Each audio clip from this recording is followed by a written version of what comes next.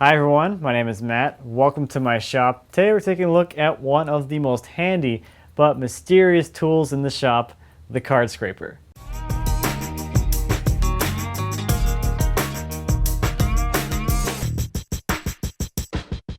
So in this video we're going to do an overview of the different types of scrapers you can get, their uses, and a little bit about sharpening.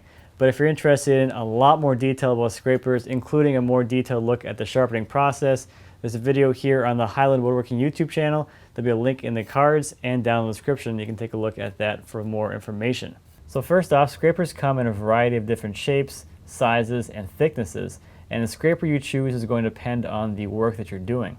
For doing flat work, a standard rectangular scraper is going to work great for that, and then it's a personal preference. You can choose how thick the stock is for the scraper. How thick the scraper is going to impact how much it flexes as you're using it. So we'll take a look at some examples of the card scrapers in use, but first let's do a recap on sharpening. So I know learning to sharpen a card scraper can be incredibly frustrating to learn, but my biggest piece of advice is to keep trying and try different methods. There are a ton of different ways to sharpen a card scraper, and my biggest advice is to find a method that works for you. So let's take a look at the things you're going to need to sharpen a card scraper and the general flow of how the sharpening process goes.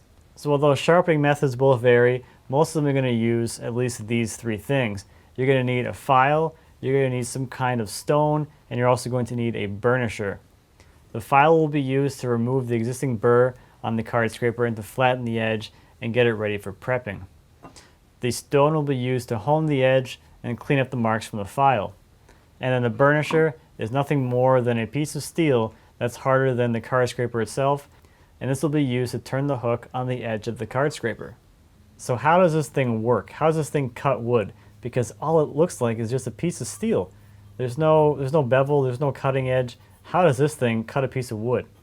Well, it's really ingenious actually. All it uses is a small burr which is turned on the edge of the card scraper, and that burr actually cuts the wood. That burr doesn't care what the grain direction is or what the grain is doing on the piece of wood you're working on.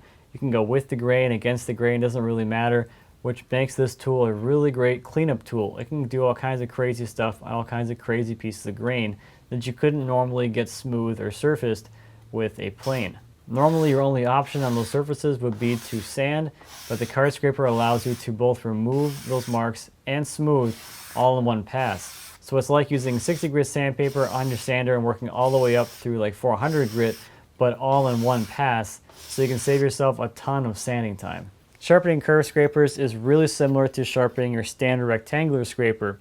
On a scraper like this one that has a graceful curve from one side to the other, you can just follow the curve with your file, the stone, and then the burnisher, and you can get this whole edge nice and sharp.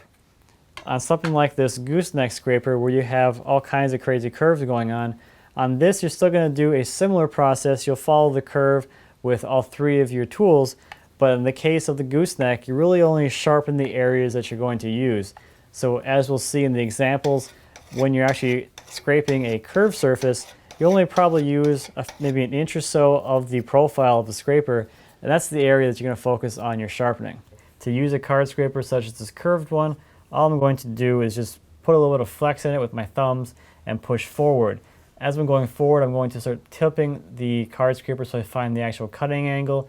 It's going to be somewhere between vertical and all the way down, hopefully somewhere more in this range here.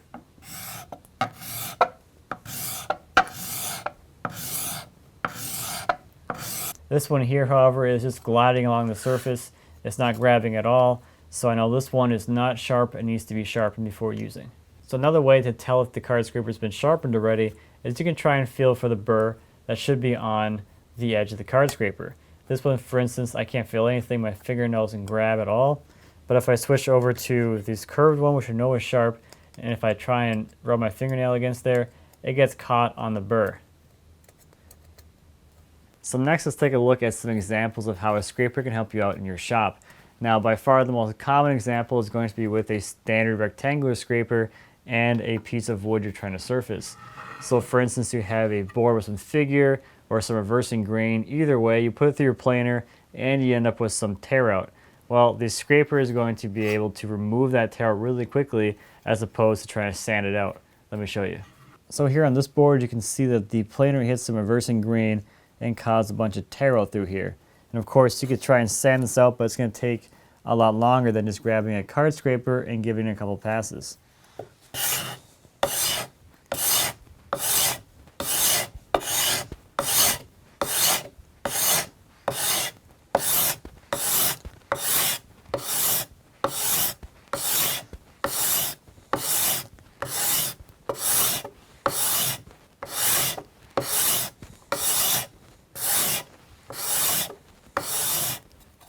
So just a few passes. Most of the tear out is already gone.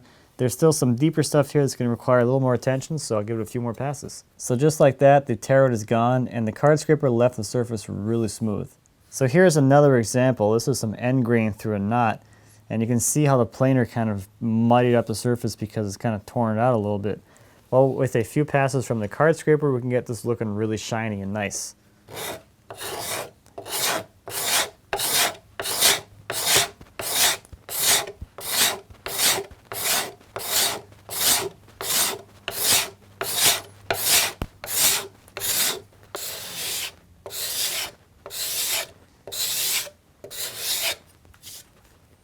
So here's an example for the Gooseneck Scraper, or any of the curved scrapers really. This is a piece of molding which is curved and pretty big, and I didn't have a router bit to actually make this whole profile, so this big cove here is actually cut from a bunch of different series of cove cuts to approximate the curve. That left me with a bunch of steps that I need to clean up, and I used the Gooseneck Scraper for that. It worked out really well. I could come in here with the scraper and remove all the high spots, all the facets of this curve, and smooth it out and blend it into one seamless curve. And of course, you can also clean up smaller areas like here. My router bit must have had a little bit of a nick in it, so I can come back with the tip of the gooseneck and clean this up.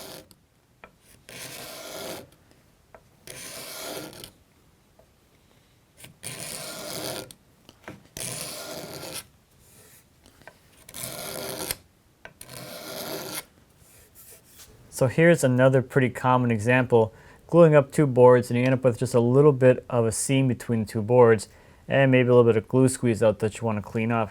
That's going to be a great time to use one of these scrapers with the slight curve to it, because that allows you to focus on that one spot and get that one area really nice and cleaned up.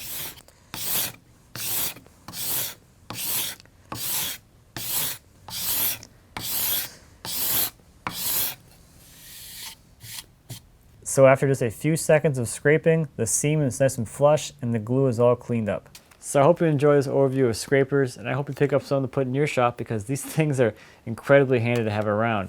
And if you want more information about scrapers, again, check out the other video on scrapers here on the Highland Woodworking channel, and there'll also be a link to an article you can check out as well. Links to both of those will be down in the description.